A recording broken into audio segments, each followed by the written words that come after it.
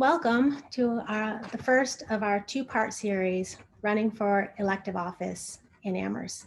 Thank you all for joining us. My name is Jessica Ryan, and I will be the moderator for tonight's presentation and discussion. Tonight's focus will be on nominating procedures and campaign issues. We will have an opening presentation by Amherst Town Clerk Sue Audette, followed by a panel discussion with Sarah Barr, Eric Nakajima, and Jim Pistrang. The audience will have an opportunity to ask questions through the Q&A function at the bottom of your Zoom screen. But if you're watching live on Facebook, you won't be able to ask any questions, but hopefully we'll cover any questions that you might have. I'd like to take the opportunity to thank our Zoom maven, Kathy Campbell, who will also be fielding and potentially compiling similar questions coming in from the Q&A to give to us. And also thanks to our partners at Amherst Media for covering these events, which will be live streamed and also available for scheduled viewing on local access cable channel 17. This evening is brought to you from the League of Women Voters Amherst through the tireless work of Joan Rabin, Adrienne Terrizzi, Bonnie Eisman, Janice Ratner, Elaine Berger, Phyllis Lair, Cynthia Brubaker, and Trish Farrington. So thank you all for putting in the women hours to make this informative series possible. In addition to this two-part series, a guidebook is now available on the League of Women Voters Amherst website at lwvamherst.org. The League's overarching mission has always been to encourage informed voters and, most germane to our discussion tonight, active participation in government. The full mission statement of the Amherst League of Women Voters reads, "The League of Women Voters, a nonpartisan political organization, encourages the informed and active participation of citizens in government, works to increase understanding of major public policy issues, and influences public policy through education and advocacy." Our hope is that tonight's discussion will meet you where you are by encouraging you and demystifying the process for those that are considering running, or simply to sow a seed for others who have the "could I run" thought ready to germinate. So let's dive right in with Sue Audette, who's here to break down the nominating procedures for us all. Sue, thank you so much for coming. You can go ahead and turn on your video and the microphone and bring us into this discussion. All right. Thank you, Jessica. And hello, everybody. Thank you for being here tonight. And also thank you for having me. My topic will be the nominating procedure or the process. Basically, how to get started if you decided you want to run for a town office. So just a little background about me. I'm the town clerk of Amherst as of recently, actually, February, but I've been acting town clerk 3 times. And prior to that, I've been in the office as assistant town clerk for a little over 15 years. So I've seen hundreds of candidates, in my time who have run for office. So just to give you a little background, before Town of Amherst had the current form of government, it was a town meeting form of government. And every year, 1/3 of its 240 town meeting members would run for office by taking out nomination papers. So that's 80 pages of nomination papers per election, not including the papers for town-wide seats, which are, the select board at that time, Jones Library, school committee, etc. So as you can see, I've handled a few nomination papers in my time, hundreds. So how do you get started? What's the first thing you should think about? In my opinion, is the first requirement that needs to be met in running for elected office is being a registered voter in Amherst. It seems like such a simple, obvious thing, but you would be surprised to hear how many people think that their voter registration has followed them from town to town. So even if you've moved within the town, your voter registration does not get updated. The only way that happens is if you fill out a new voter registration form. So you could call the office ahead of time, anytime you want, to confirm that everything is correct regarding where you're currently registered to vote, or you could wait and check on your voter status when it's time for you to take out your nomination papers. I would recommend being proactive, as it would save time, because when you do come in to take out nomination papers is a process that we have to follow. So having everything set to go before you start that process would be, less time consuming. Let's see. I've got this. I'm not very good at off the cuff, so I've got everything all printed out for me. Let's see here. Okay, so nomination papers, they'll be ready to pull July 1st. It depends on what protocols are in place at that time as far as COVID goes, because we are currently closed to the public, but we're hoping we're going to be open somewhere shortly around that time. So keep an eye out. We'll put information out on the town website as to how this will happen. So it's either going to be in person like it always used to be at our office, um, or there may be a window set up on the side of town hall where we'll take appointments and meet people. So that's still kind of up in the air, and we'll see as we get further down the line where that is. Let's see. When you do come to pull nomination papers, normally the first thing we do is we check to see that you're a registered voter. If everything is good, then you would indicate what office you're going to be running for, that you're interested in. We would fill out the nomination papers for you based on the office that you're interested in. You would check everything over and then you would sign it that it is correct. And you're going to also receive a packet of information, which will include a letter from me, which talks about how ballot placement works. It also provides campaign finance forms, guides and tips, gives information on voter lists that you can request, and provides an election calendar, so deadlines to pay attention to, and the MGL, which stands for Mass General Law, protocol regarding conduct on election day as it applies to campaigning within 150 feet of a polling place. So mostly bullet points that you need to be aware of when you are running for office that you really should follow. Okay, let's see. So when you do come to get your nomination papers, please note that Mass General Law states that the clerk's office cannot furnish blank forms for nomination of candidates for any city or town office to any person other than a candidate seeking such nomination or a person presenting the signed authorization of a candidate to secure said forms on his behalf. So I'm quoting MGL Chapter 53, Section 17. So in other words, you can't tell your wife, honey, can you go pick up nomination forms for me without first providing her an authorization letter stating that for whatever reason you're unable to come between the hours that were open or whatever the situation may be. So this law really, I think it's worded so that people do this process on their own behalf. I'm not a lawyer, but that to me seems like the reasoning. You know, you are running for office, so you should be taking out papers unless you have a good reason. So once you've gotten your nomination papers, the next step is get signatures. So you can, let's see, so if you're running for the office of a district counselor, and let me just backtrack a little bit here. So the positions that are open for the November election, we have district counselor, which is part of the town council. There are 2 positions per district. We have 5 districts, so that's 10 positions. And the required number of signatures for that position are 25 certified signatures. And I'll talk about that in a minute. Then we have counselor at large, the town council, and there are 3 positions. And this position, this seat requires 50 signatures certified. Then we have 5 seats available for the school committee, 6 seats available for the Jones Library trustees, 3 seats available for the housing authority, and 1 seat available for elector Oliver Smith Will. All of those 4 seats that I just mentioned all require 50 signatures. So every seat that is open this November requires 50 signatures except for the district counselor, which is 25. Let's see.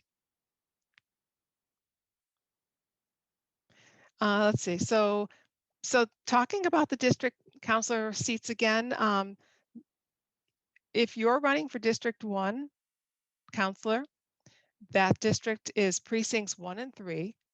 So only voters that are living in those 2 precincts would be able to sign your nomination paper.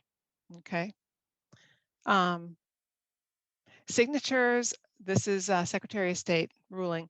signatures must be the old-fashioned wet signatures at this point. I think because we're coming out of COVID, it's getting a little easier to make that happen. So the law has changed. We were able, when COVID first started, to accept an electronic signature on petition and nomination papers for state offices, but that has changed over now. So back to the old-fashioned wet signature. But you can ask others to circulate nomination papers for signatures on your behalf. You can get creative in collecting the signatures. So you could mail them to voters' households asking for a wet signature and include maybe a self-addressed stamped envelope to return them back to you is one thought. Standing out in front of local places, CVS, library, post office, where you would find a lot of people that are possibly Amherst registered voters would be another. So just some suggestions. So after you've collected your signatures, and we advise you get at least another. Well, I'm going to get into that too, but you should get more than you need, because some of them are not going to pan out. Again, some of these signatures may be of people who thought their voter registration followed them, and it didn't, and they never re-registered when they moved into town. So you want to get, up to you, 10% more, 15% more, 20% more, whatever you feel comfortable with. But so you've gotten all your signatures, and then you would return your nomination papers back to the town clerk's office to be certified. The earlier return them, the better, because this gives us sufficient time to contact you in case you need to gather more signatures if you're falling short. So don't run in at 4:55 when the deadline is 5 o'clock on that day, because if you don't have enough signatures, you're going to be out of luck. So the deadline will be September 14th by 5 p.m. and again at the town clerk's office.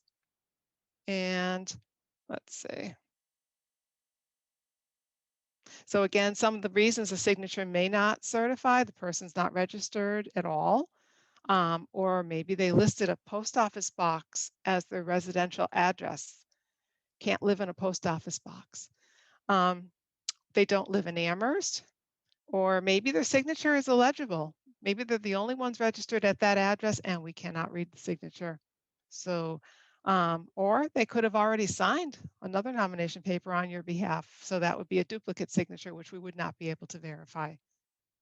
Okay, so it's acceptable to have the voter print their name after their signature for clarification when you're gathering signatures. So you can mention that to whoever you give your forms to if you go that route.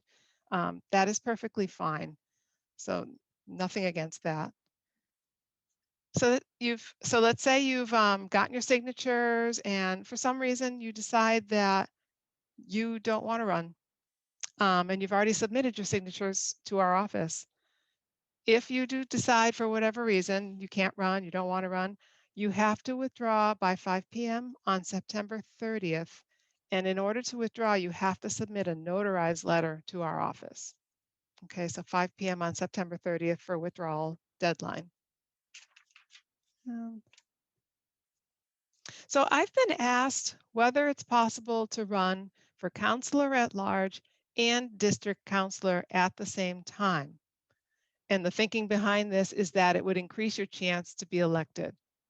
So while it's possible to run for both offices, state law prohibits a person's name from appearing on the ballot more than once for the same office. So if a candidate returns papers for both offices, they must withdraw from nomination from one of these offices, and again, by the last day to withdraw, in order for the name to appear on the ballot for the seat that they did not withdraw from. Failure to withdraw or failure for the withdrawal to be notarized will result in the candidate's name not appearing on the ballot for either position. So this is important. So if somebody does decide to try to do this, you have to also be aware that you've got to withdraw from one of those seats before the deadline. State law does not restrict a person from taking out nomination papers for multiple offices, however. So if you wanted to run for the school committee and the town council, that's perfectly acceptable. So once the nomination paper deadline has passed, What happens next is that names will be drawn for placement on the ballot per Charter Section 7.1, and this will happen on Friday, October 1st at a time to be determined by the town clerk, probably about 9 o'clock in the morning. Names appear on the ballot as registered to vote. So if you use a nickname that most people know you by and not your actual registered name your name as registered to vote, and you're worried that people won't recognize your legal name on the ballot, then you may want to make this either part of your campaigning materials, or you could re-register to vote under your nickname. But I kind of advise against that because your voter registration is a legal document. So if you were to ever, if say you did not change back to your legal name and you left it under a nickname, if you ever needed to do anything that required a voter registration for some kind of legal documentation, and now that does not match up with your birth certificate, let's say, you could have some kind of a problem. So I'm not advocating either way, but I just want to make you aware that it might be better just to get it out, say, okay, yeah, I know you know me as Chip, but my real name is Charles, that kind of thing. So for those who are running for re-election, MGL states that to the name of each candidate for a town office who is an elected incumbent, the words candidate for re-election shall be added to the ballot. So be aware if you are running that you will see that next to your name. And then as a political committee or candidate for office, you are entitled to one free voter list in accordance with MGL Chapter 51, Section 55, either in print or electronically. Another one of my recommendations is to get it electronically. Number one, you're saving a lot of paper, but number two, you can sort the records. You can do all kinds of things. You can, depending on the program you use, you could maybe query certain districts. It depends on how you want to target your data. So you can share it, all kinds of things. So the voter list would be as of the date requested. So something to think about is waiting until the deadline to register to vote has passed, because then you would get the most up-to-date voter list. And the deadline to register to vote currently it's now 20 days again before the election. It was 10. We've been having a lot of special election law passing back and forth and changing. So it would be October 13th by 8 p.m. That's the deadline to register to vote in person. Online, it's usually 11:59 p.m. on the same day, October 13th. Let's see, other types of files that may also be requested, such as, say you want to know who voted in the last town election or in the last couple town elections. There would be no charge if you received it electronically, but this is not part of your freebie. If you, especially if you wanted it in print, we would have to charge, and we would have to figure out how many pages, all of that. So, always ask our office. We're happy to talk to you about this, and we can just work with you on what you'd like to do. And let's see, so the next League of Women Voters Forum on April 15th, Jason Tate of the Massachusetts Office of Campaign and Political Finance will be talking about all things finance. So I'm not going to go into too much detail here, except to say that as a candidate whose name is appearing on a town ballot, you are required to file 2 campaign finance reports in compliance with Chapter 55 of the MGL. And they are the 8th day preceding the election, which is due October 25th, and the end of year report, which is due January 20th, 2022. And that does not include if you have a statement of organization, which also gets filed. We will give you these forms, or we can show you where to find them online, so you don't have to worry about that part of it. And it's worth mentioning that if you have somehow missed the deadline to take out and return nomination papers, that you may choose to run a write-in campaign. You'd want to get word out as broadly as you could so that people know that you are interested in a particular seat. And you can even hand out pre-printed stickers with your name and address to voters. But beware, big beware. Stickers can cause, if they're not the best quality out there, or they're getting old and they're not sticking anymore or whatever, they can cause trouble in our tabulators. They get unstuck from the ballot and the tabulators jam. So if you decide to do it this way, get the best stickers possible that you can buy. Okay, or you can even just hand out a sheet of paper and people can use that and write your name on the ballot. Lots of different ways. But of course, everybody's going to be good and you're going to take out papers on time. Okay. All right. So our town charter allows for publication of candidate statements under section 7.6, and it reads, the town council shall establish a process compliant with state campaign and political finance laws for candidates whose names will appear on the election ballot to publish statements regarding their candidacy on the town bulletin board. So this is a great opportunity to get your positions out there to voters and make yourself heard. So that's all I have basically for how to get yourself on the ballot. That's great, Sue. Yeah. That's really, really helpful. Thank you so much. Thank you. I just want to take a second to remind the audience that if they have questions for Sue or any panelist at any time, they can add them to the Q&A. But we're going to get to the Q&A after we introduce our other panelists, which they can go ahead and turn their videos and cameras on now. We've asked them all to take about 2 minutes each to introduce themselves and to give us an idea of what experience they have that brings them to this panel. So Eric, let's begin with you, and then Sarah, followed by Jim. So take it away. Great, thank you. Hi, everybody. Hope everyone's doing well. This has been a really challenging year, so I hope everyone out there is healthy and happy and well. I'm Eric Nakajima. I grew up in the town of Amherst and went to UMass, and I am currently the Director of Government Relations for the Massachusetts Teachers Association, which is relevant because we actually do a lot of campaign and election work. So I'm continuing to sort of do this stuff related to supporting candidates to support education.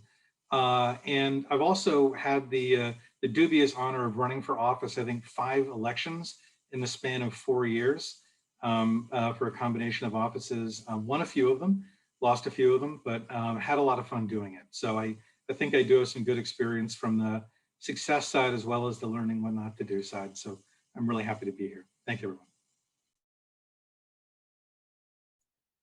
So I think I'm next. My name is Sarah Barr, and I'm on this panel because I have run campaigns, but I also have to admit that I ran for office in Amherst and lost. So I was one of those people that Sue mentioned who ran for town meeting back in the day. And I had just moved to Amherst, and I loved Amherst so much and wanted to get involved. And so I took out those nomination papers and I got my signature.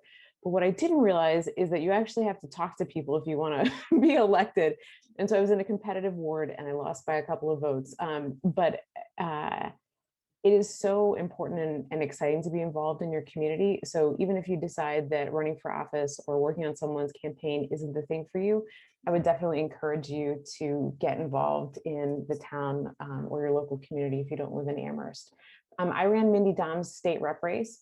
I ran a school committee members race in Northampton, and I'm working on a mayoral campaign right now. So I love the organizing of campaigns and thinking about, the process of so the steps you can take to get your candidates' information out there and the steps to win. So really excited to be here with everyone tonight, and really excited that there are people that want to run for office. Hi, everybody. I'm Jim Pistrang. I've been an Amherst resident for 32 years now, raised 2 kids here through the school system. I was a town meeting member for 19 years, and then I was the town moderator for 6 years following that. And then I ran an unsuccessful campaign to be on the town council. So my what I have to offer here, you have to weight that based on the fact that I actually didn't win. But I did, running for a town meeting did involve talking to people in my precinct. But it was, not at all a hardship. There were 10 precincts, so it's not that many people. Town moderator was a town-wide election, but the advantage there is nobody in their right mind ever wanted to run for it. So I always ran unopposed. So really running for town council in 2018 was my first experience running in a competitive town-wide election. Okay, so I'm gonna just open up with a couple of basic questions. And the first one, and anyone can chime in, I'd love to hear from all of you. Once you decided to run for office, how did you get started? What should a candidate new to campaigning do first?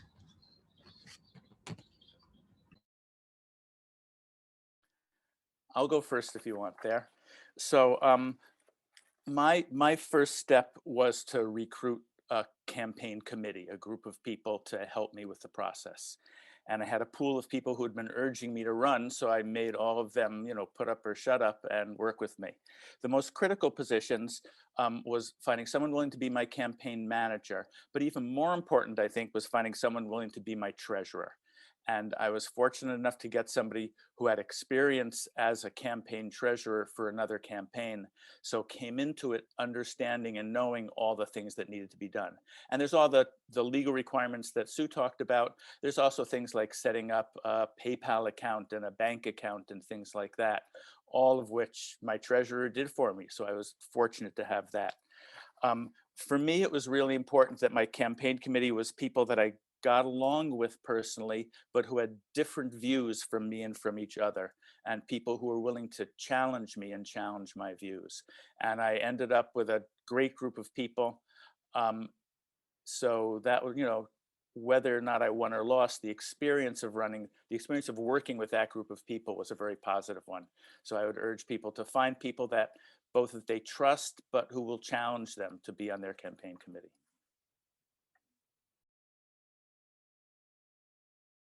And Eric or Sarah? I can repeat the question if you. No, I have the question. I would say a couple things. I mean, I think Jim actually did a nice job of laying it out. That hopefully you have some friends or people that you've been engaged in activities so you can reach out to and start building. I remember you asked a question about like having a committee or not.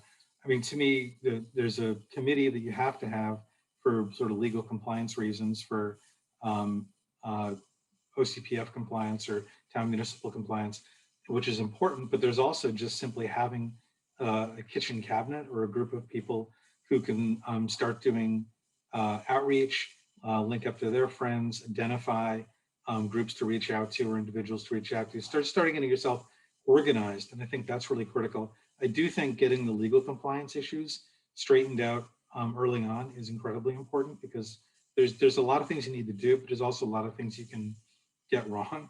And so it's good to get on the right side of that. And then, two other things I'd say is one, think about why you're running. And especially I would say the closer you are, to like certainly when I ran for school committee, there are issues that are going to come up that if you're paying attention to issues in town, you're going to know some of them already. There are others that are going to be new to you. Just start thinking and getting comfortable with why you're running and how you'd explain that to people. Think about town issues. And then the only other thing I'd say in general is if you're able to, this thing can feel stressful, but relax and have a good time with it. It can be a lot of fun. And I would just add, many hands make light work. And so I think that, sort of what Jim and Eric alluded to is, having others around, whether it's to bounce ideas off of them or to share the load or to, deal with the Office of Campaign Finance. Like there's just having a group of people that can do this with you really makes it, I think, more fun and also easier. And I want to just build on something that Jim said about people who have different perspectives. I think having a diverse group of people who can help you through this process is also critical. You might know a lot about education, but you might not know a lot about affordable housing or environmental issues. You may or may not have kids that are in the schools. And so I think when you can bring together people with different perspectives and different experiences, you really can build a stronger campaign. And maybe some of you might have touched on this, but what did you find were the most challenging aspects of running for elective office? And maybe in hindsight, what might you do differently? Or did you find that you, after the first time, did something on purpose very differently than you had the first?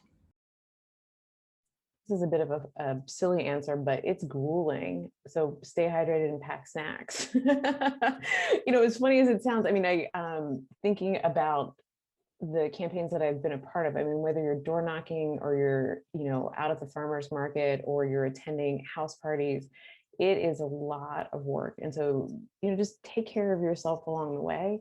Try to pace yourself, and again, many hands make light work. I know one of the questions that you've had and some things that were put together was, what if you're new to town politics, you haven't run for office, you don't feel like you know a lot of people. But let's assume for sake of argument, the question I asked a moment ago of, why are you running? You have a personally really well felt answer that you feel deeply committed to for some reason or another. I would say that, when I first ran for office a long time ago, I'm the question of like who's with you and who's not, and they tend to do things like people ask you about the select board members and the prominent. This is, I'm dating myself. This is a few years ago. People in town meeting or something like that, and what I started thinking about is like if you get hung up on that stuff and you get hung up or insecure on that stuff, what it prevents you from doing is organizing and going out and meeting new people and door knocking and making new connections. So your personal network may be very robust or it may feel limited to you. But the reality is, if you look at the entirety of the town, no matter how many people you know, and some people know a lot of folks, but you know more after running, I'll tell you that much. But no matter how many people you've met or know, the reality is there's still going to be a huge number of people that you've never met before and that you don't know, some of whom are very engaged in town issues, some of whom aren't, but most of whom are actually really interested in meeting you, interested in hearing what you have to say. And so my biggest advice would be, don't listen to all that background noise. I mean, make phone calls, you should, get support you can, but also have fun getting out there and knocking on doors and meeting people, and also get over that thing. The worst thing in the world to do is to knock on a door of a stranger if you've never done it before. And the greatest pleasure in the world is talking to someone you've never met before once you do knock on that door. And it really is, it's a huge barrier. But then once you do that, you get into what Sarah talked about. It's hugely grueling and you need to hydrate and you need snacks. So I made a list in preparation of this question of what I felt were the challenges of my campaign. Big one, reaching people that didn't know me and were undecided. And it's, as Eric said, I was running for a town-wide office and it's a lot of people out there and reaching them is a challenge. A willingness to express unpopular views, to stay honest to yourself. And it's really tempting when you're speaking to a group and you know what their opinion is, it's really tempting to kind of edge a little bit towards what they're thinking. And it's really important not to do that. A willingness to brag a little bit and not be humble, not, even if I'm thinking I could never be a good counselor, you don't want to say that to other people. You want to really feel positive about yourself, and it's okay to say positive things about yourself. It's a challenge asking people for things. It's hard to ask people for signatures. It's hard to ask people for help. It's hard to ask people for money. The time commitment was a huge challenge. In addition to just getting out there and talking to people, a lot of time I spent writing, because I really wanted to carefully express my opinions on things in writing, and you get all these different requests from different groups to state your positions on things. And it was very time consuming. You get questionnaires, you have to prepare for forums. And a challenge, my last challenge that I wrote down here, I don't know how much I want to talk about it tonight, but I was running against a slate of candidates that were built by an organized political action committee. And I didn't want to be represented by a committee like that. I chose not to be endorsed by them. And it was a huge challenge to break through that. And I didn't break through that. And it's a challenge and it's a decision people have to make. I'd say bottom line is be true to yourself with whatever you decide to do. Well, this is great because that leads into actually our first audience question, which there's two that are slightly related. So I'm just going to read them both together and you can address them as you wish. Are there implications or consequences if a candidate accepts donations from a political action committee versus being independent? That is, is there an obligation to continue to pursue the goals of the PAC once you're elected? And so relatedly, as a district counselor, what is the obligation to represent the views of the people in your district? So you can talk about that aspect.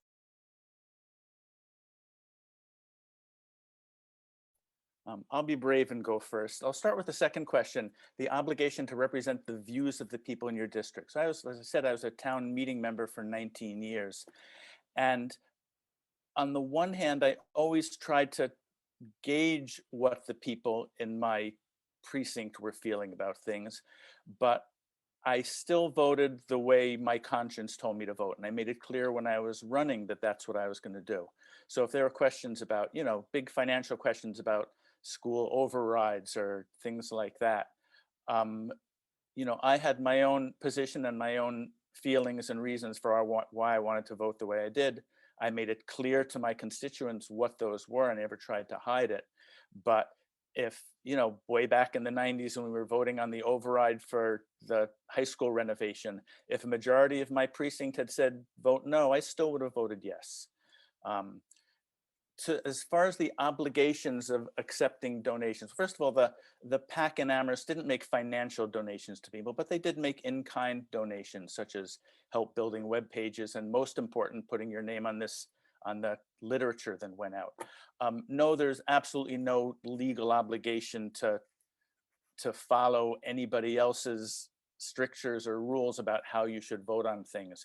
So if you feel comfortable being endorsed by a group, by all means be endorsed by that group, and it doesn't mean you have to vote the way the group wants you to vote.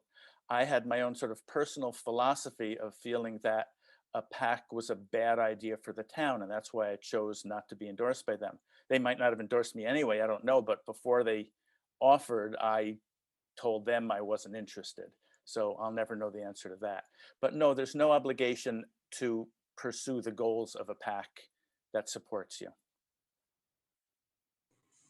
So I'm going to come at this at a slightly different angle on that question.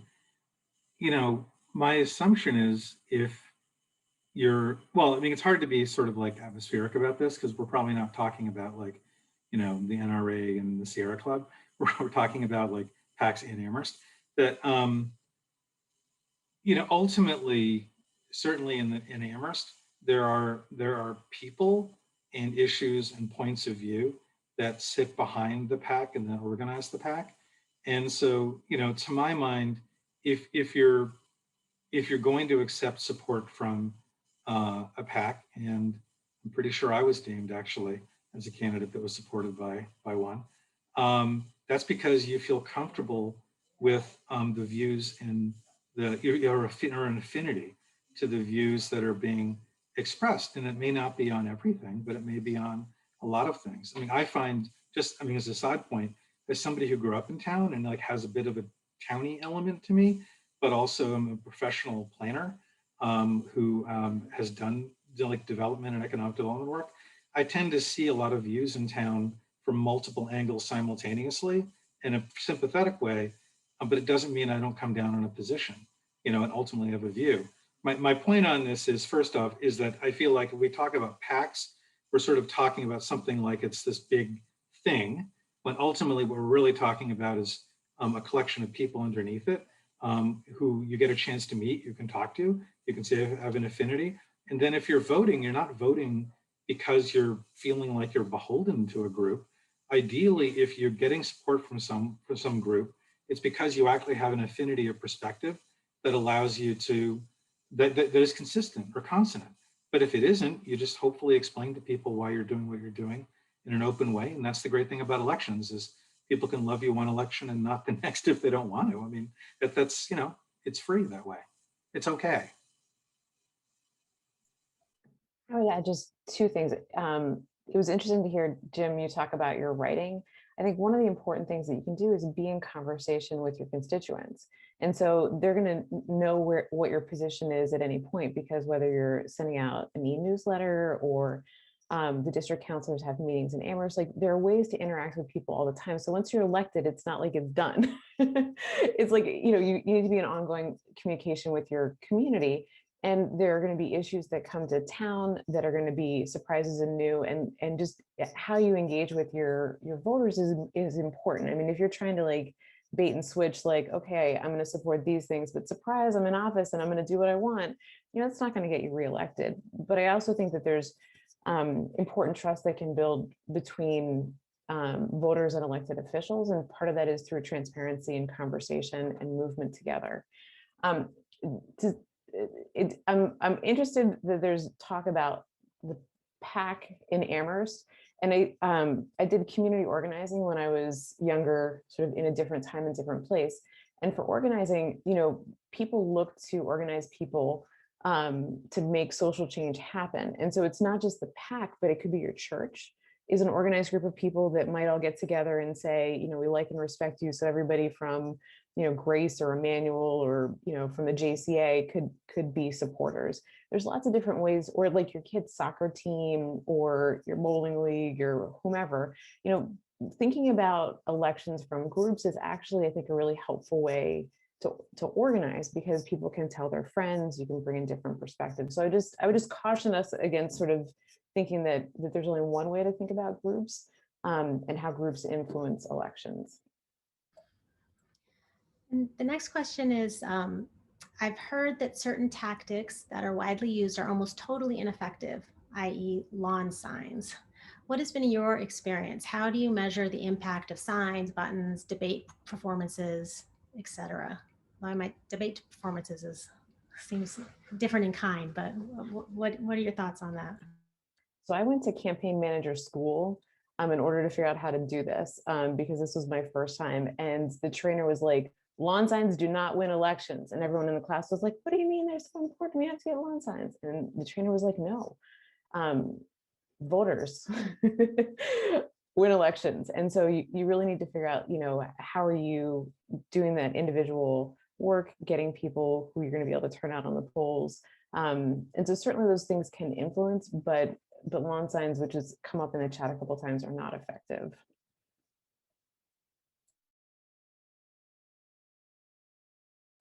Do we have a concurrence?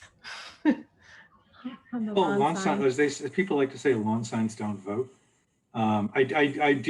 So organizing is much more important, as Sarah's saying. I do think that, I know just from conversations in town about multiple campaigns, if you have a couple of candidates who have a lot of lawn signs on the other hand, and others that have like none out, eventually there's going to be an underlying buzz.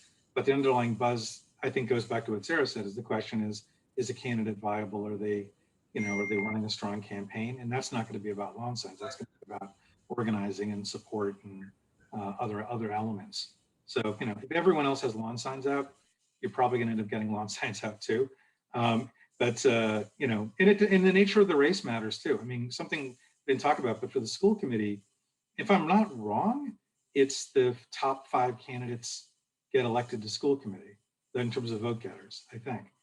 And so, what if depending on how many people are running, part of what you're doing is you're trying to understand if there are 5 people who get elected and there are 7 candidates, it'd be great to be number 1, but to be honest with you, what you're really trying to avoid being is number 6. Just as a thought.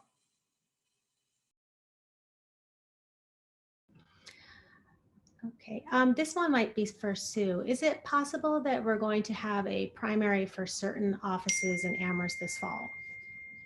Yeah, that is for me. No, I think maybe what they mean by primary is preliminary.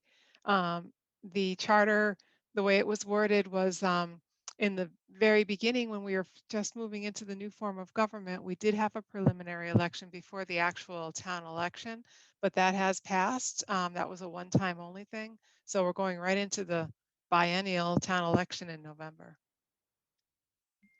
Okay, and I do want to make sure we get to this one. I'm a 15-year-old who's deeply concerned with town politics. How can I get involved? Are there any positions open to people my age? Can I be on a candidates committee? I'll go for that one first. Hi, I'm Rita. She's somebody I know a little bit. So a couple different options. First of all, there are a ton of volunteer committees in town that will accept high school students and do accept high school students on them. And you can call town hall and talk to Angela Mills, what's Angela's official job title? Sue?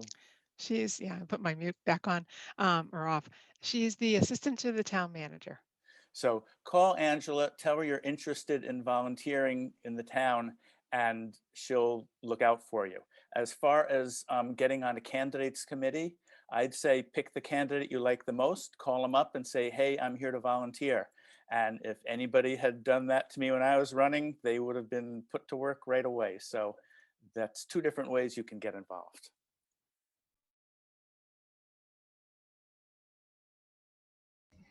Student member, by the way, of the school committee, just as a point, it's like an ex officio seat, non-voting, but you can actually be on the school committee, which is kind of a cool thing to do. Do you think that there are particular talents needed by an individual wanting to push back on a majority view, such as PAC supported counselors? Is there some particular personality trait that you think would be most helpful? I think Jim made a good point earlier that you really have to be true to your views and that matters, and people are going to pay attention to that. So I think whatever, again, pushing back against the PAC or majority views, I think the clearer you are about what motivates you and what matters, the more convincing you will be as you interact with people. Because again, running campaigns involves meeting lots of people and talking with them. And so you need to have your message clear. You need to be willing to listen to others and answer questions and just be clear about what you care about. I think that's great advice, and I think it's great advice whether, like, the framing of the question was if you're like, fighting City Hall or something, what's a good character trait to have or talent to have? And I would say the reality is, regardless of what position you're on that, if you are in fact someone who has a good understanding about who you are and why you're running, is organized, is a good listener. I think that's something, by the way, that Sarah just said, I'd reiterate. We think a lot about candidates as people who get a rap down and know how to talk about something. But the reality is one of the most powerful things you need to do as a candidate is listen and create a space where you're really absorbing and like genuinely taking in, which it can be hard. If you have to knock hundreds of doors, it can actually be really hard to create a space of like silence and stillness in yourself where you're actually listening to someone and not just putting them in a box, but saying there might be something unique about what they're saying that you can learn. And there always is. There always is. On the other hand, though, I'm going to say this again, because I said it earlier. If you get into it and you do it, there's so much joy in running for office and meeting people and talking to them and listening to them. And that joy, by the way, if you can do that, that would help you whether you're fighting City Hall or fighting, I don't know, for City Hall. I mean, whatever the proper phrase is. Well, that kind of leads into this next question. The person asks, could you speak to finding the balance between knowing the issues inside and out versus being willing to learn, change, and grow? I suppose this is also getting to the strength of your own opinions and balancing those with listening to and representing the community as well. But where do you find that balance, or is one slightly edge out the other? I'll go for that one first. Hi, Anna. Nice to see you on here. So yeah, it's a balance for sure. In terms of knowing the issues, no one can possibly know every issue inside out totally, unless you're living and breathing, unless you're, on the select board or on the school committee and going to meetings twice a month or every week or whatever. You're not going to know everything. It's really important to say you don't know when you don't know. That's one really important thing. But listening is huge. Listening is really, really important. So for me, the balance was when I did have an opinion on something, I would state my opinion, but I would also really try and take the time to listen to people.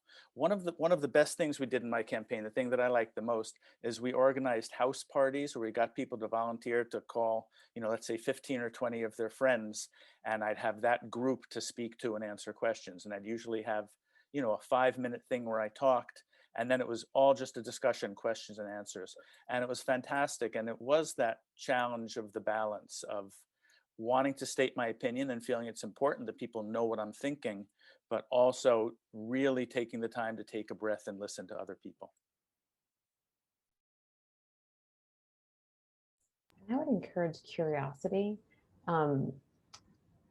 I love going to town meetings, and I realize that there is just so much that you have to learn because town councilors are talking about everything from budgets to policies. There's just a lot to learn. And so this might actually go back to, the question about like, how do you stand up to a town hall? I think being curious, because you can't know everything. And so if you can take a curious stance, like you'll learn and grow, and I think be able to influence the community in a way that feels good and is positive. I'm going to add something funny to this, that if you're running for office and you don't have an opinion, a developed opinion about, I don't know, a new elementary school building, new DPW facility, what, the vote just happened at the Jones, you're going to find that I'm making a joke about this. I'm trying to be light about this, but there's some issues that come up in town that you kind of are aware of, that if you go meet people and you don't have some kind of approach or opinion on it, then you're going to probably lose credibility pretty quickly, because it's like, these are the central issues our town's dealing with. And it's like, my God, you've never thought about this? It's like, you got to have some opinion, right? I mean, but honestly, once you get past that, and even when you're thinking about that, what would you want to know next, right? So we talk about the library, but then we talk about wanting to make the library better, right? So you'd really want to dig in. I mean, my point is, it's easy, and I think there are comments in the Q&A and stuff about, how polarized the town can be. Breaking that down, and certainly when I was on school committee, I felt this was true. Breaking that down started by having conversations that were very authentic and very grounded in respecting people and listening to them. And that you can't do that if you're not listening. You can't, actually, what I said a moment ago, you can't do it if you have your issue papers and you're slotting somebody in, and you can't do it if you're talking all the time. And so you got to open up spaces for authentic engagement. And if you do that, you'll find your positions grow and you'll learn a lot of things. But you'll be engaged in something really great. I think we have another one for Sue. It seems like a technical question. Must candidates for district councilors have committee members and contributors who live in that district only?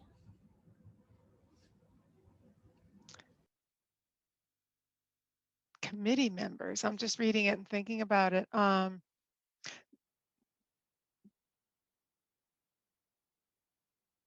don't know. How's that, Jim? I don't know. I don't think so. I know you need for signatures on your nomination paper, yes, because those are you're running for that district and you want the voters to be voting for you from that district. But committee members and contributors, I don't know. That would be something for campaign finance. Yeah, I think legally the answer is no. You can have your campaign committee isn't it's a legal entity in that you have a treasurer who has certain responsibilities, but I don't think there's any requirement for where they live. I think if you want a 14-year-old to be your treasurer who's not a registered voter, it's probably okay for them to fill out forms. Maybe not that, I don't know. But it's more a political choice in a lot of ways. If I'm running in District 2, do I want to have a group of people who live in District 4 advising me on my strategy and my positions on things? It makes more sense to have people who are in your district. Or if I'm running townwide, it really wouldn't make sense for me to have people helping me in my campaign who don't live in Amherst. Thank you, Jim. And you should ask everyone you know for money. I mean, this is one of the things that we haven't talked about. We sort of alluded to it with the lawn sign things, but lawn signs are not cheap. And so like, talk to your preschool teacher, talk to your next door neighbor, invite people to contribute to your campaign, because if you do mailings or stickers or buttons, I mean, you don't need a ton of money, but it's a way for people to get involved and support you as a candidate. So, I think we've talked about, being courageous and asking people for help. Also don't be afraid to ask people for money. It's not dirty, it's not bad or anything like that. It's just, it's part of how this works, and small amounts of money can really help with the little things like, a mailing, or those stickers or whatever. And then, because we're running out of time, but there's two questions I'd love to get in. If you could answer quickly, what factors should you consider whether to run for a district versus at large? Does anyone have a little bit of advice? Running town-wide is a greater effort than running in a single district. I mean, they're both really intense, but one is literally essentially, an overgrown neighborhood, and the other one is the entire town. Another fact, so one would be, have you run before? I mean, are you engaged? How big is your network in town? I mean, the reason I'm saying this is that oftentimes the people who are going to run for town-wide office are people who may already have some kind of political base and have some experience and have some sort of network. And the reality is you're going to be competing against them. And in other words, I guess what I'd say is that the things that come up in my mind, probably Sarah can answer better, because they're actually very nuts and bolts campaign, electoral, sort of vote counting operations. How are you going to meet people? Who's going to volunteer for you stuff? Than it is philosophical. Philosophically, I mean, they're the same job, right? That's great. Okay, so I think we'll wrap it up by asking this final question. If someone was hesitant to run because they're not a politician, what would you say to encourage them?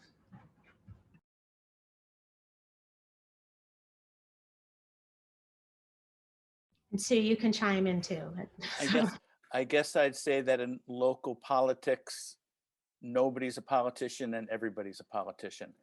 If you feel passionately about your community and you're willing to put in the time and effort, then you should run. There was an earlier question, was how much did it feel like dirty politics running? And it really didn't. Everybody in town really behaves themselves admirably, and there wasn't negative campaigning, particularly, at least nothing that I was aware of. So if you've got the passion to do it, you should do it, and don't worry about whether you feel like a politician or not. I think public service is one of the greatest, most enjoyable and noblest things you can do for any number of reasons that bring you to that avocation. And some of the often, like including in Amherst, everyone I know in Amherst who's involved in elected office, I really like, and I've only treasured getting to know them better. And that's true often frequently in the State House and statewide too. I'm saying that only because, demystify it. You're a person, they're a person, you're interested and curious about running. It's okay. And it's also okay if you lose your first race and then you run again or something. You know what I mean? Just just enjoy the process and embrace it. It's okay. The water is fine.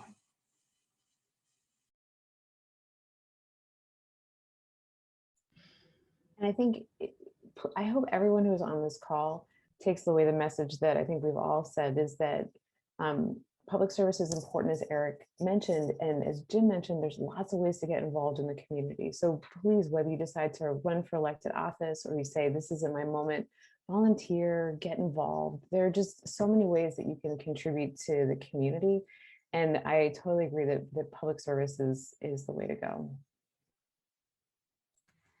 Well, I'm come right to time, so unfortunately I'm going to have to draw a close, but I want to thank you all. It has been really wonderful, very informative, and really actually inspiring. I hope that people will take from it to get involved. Now, there's a second part to our series, which will be on campaign finance regulations and reporting, and that's going to be on Thursday, April 15th from 7 to 8 with Jason Tate of the Massachusetts Office of Campaign and Political Finance, with panelists Marianne Grimm and Bonnie McCracken, and that'll be moderated by Phyllis Lair. So please register for that event if you haven't already at lwvamherst.org, and we will see you then. Thank you again for all of the participants and the panelists. Thank you so much. Good night.